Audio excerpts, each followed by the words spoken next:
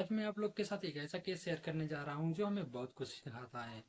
और यह केस सिर्फ एक क्राइम केस नहीं है, बल्कि ये उन लोगों की आवाज़ें हैं जो डेली लाइफ पर स्ट्रगल कर रहे होते हैं, जो वनरेबल हैं, जो हमारी सोसाइटी का एक पार्ट है और जिन्हें हमारी हेल्प चाहिए। और सिर्फ हेल्प ही नहीं, बल्कि उनका प्रोटेक्शन करना हमारी जिम्मेदारी है। बात कर रहा हूँ एक 14 साल की बच्ची के बारे में, जिसकी ज़िंदगी थोड़ा सा अलग थी, जो क्योंकि वो बोल और सुन नहीं सकती थी, कि उसे स्पीच और हियरिंग की प्रॉब्लम थी। सिर्फ तुम इसी चीज़ से इमेजिन कर सकते हो कि उसका डेली लाइफ जीना कितना मुश्किल रहा होगा। फिर भी वह खुश थी, साथ खुश थी और एक नॉर्मल बच्चे की तरह ही जीती थी। और बच्चों के साथ खेलती थी, स्कूल जाती थी। 16 अगस्त को जन्माष्टमी का दिन था और अपने छोटे भाई के साथ ही अपने मामा के घर जा रही थी सेलिब्रेशन के लिए। It was an ordinary day, nothing special. लेकिन कभी कभी हमारे लाइफ में ऐसे दिन आते हैं जो हमारी लाइफ को पूरी तरह से बदल देते हैं। शाम का टाइम था, श्रीभूमि के राटा भारी एरिया में दोनों बच्चे 14 साल की बच्ची और उसका छोटा भाई जब अपने मामा के घर जा रहे थे, तभी उनके सामने एक ऑटो रिक्शा आकर रुका। तो रिक्शा से चार लोग बाहर निकले एंड उन सभी चार लोगों का मैं अभी आगे नाम बोलने वाला हूँ, क्योंकि ये पब्लिकली रिकॉर्ड में है। इस्लामुद्दीन, मुनीरुद्दीन, दिलवर हुसैन और एक छोटा बच्चा जो माइनर था। लोग इस फैमिली को जानते ही नहीं थे, इस बच्ची को जानते ही नहीं थे, पूरी तरह से स्ट्रेंजर थे। फिर भी यहाँ पे वो लोग इन लोगों के साथ बहुत बुरा करने वाले थे। सबसे पहले उन्होंने उस लड़की के छोटे भाई को धक्का मारकर जमीन पर गिरा दिया था।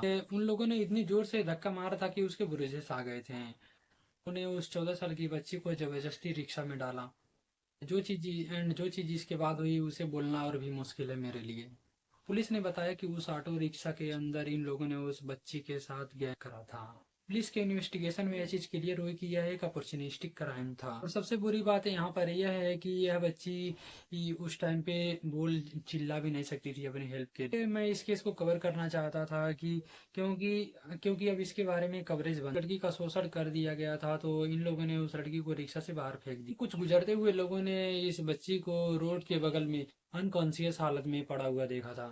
इसकी बॉडी पर काफी ज्यादा सीरियस इंजरीज थी, तो इसीलिए उसे तुरंत हॉस्पिटल में एडमिट कराया गया था। फिर लोकल लोगों ने इस लड़की को ढूंढने के लिए एक सर्च ऑपरेशन चलाया था। एंड इस चीज के बाद एक क्विक एक्शन की वजह से यह केस रजिस्टर हुआ और इन्वेस्टिगेशन भी शुरू हुई। इस केस में स्पेशली पुलिस ने बहुत ज्यादा जल्दी काम करा था। Senior superintendent of police Parth Pratim Das ने कंफर्म किया कि सभी चार एक्यूज पकड़े गए थे। इन एडल्ट्स को पुलिस कस्टडी में भेजा गया था और जो माइनर था उसे जुवेनाइल शेल्टर में रखा गया था।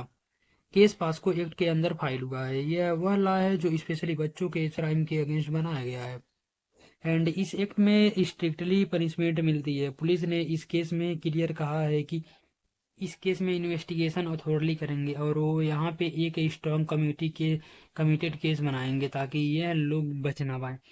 But the main thing here is कि everybody need to talk about this case and here are some reasons why. पहली बात यह है कि विक्टिम डिसेबल थी, ऑलरेडी वनरेबल थी। हमारी सोसाइटी में डिसेबल लोगों को एक्स्ट्रा केयर चाहिए, बट यहाँ उल्टा हुआ।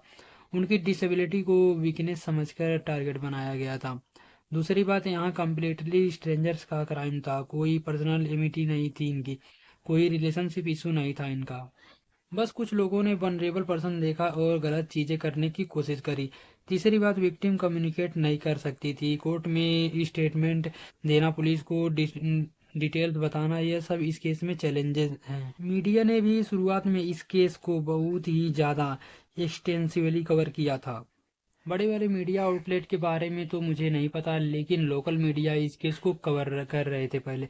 इस केस के बारे में मैंने सोशल मीडिया में भी देखा है और हैशटैग भी देखे, लेकिन जैसे सही कई सारे केसेस में होता है एंड क्योंकि यह केस आसाम से आता है तो इसलिए भी इसके बारे में बात होना बंद हो गया है। लेकिन अभी के लिए यह केस कोर्ट में चल रहा है और इसमें इन्वेस्टिगेशन भी चल रही है अभी भी। विक्टिम का यहाँ पे ट्रीटमेंट चल रहा है और उसे मेडिकल एंड साइकोलॉजिकल सपोर्ट भी मिल रहा है ना। उसकी डिसेबिलिटी की वजह से ट्रेडिशनल काउंसलिंग के मेथड एडजस्ट नहीं हो पा रहे हैं उस पे। यह केस हमें बस यही बताता है कि सिर्फ डिसेबल लोग ही नहीं, people need to out out for the other people, क्योंकि यह सिर्फ असम का इशू नहीं है, यह हमारे पूरे भारत का इशू है। एंड ऐसा बहुत बार होता है हमारे इंडिया में कि डिसेबल्ड इंडिविजुअल्स, वुमेन और चिल्ड्रंस, जो लोग ज़्यादा वनरेबल होते हैं उन पे क्राइम ज़्यादा होते हैं। यह मैं नहीं बोल रहा हूँ, यह स्टेट बोल रहे हैं। लेकिन अभी के लिए ये केस यहीं पे समाप्त होता है गाइस।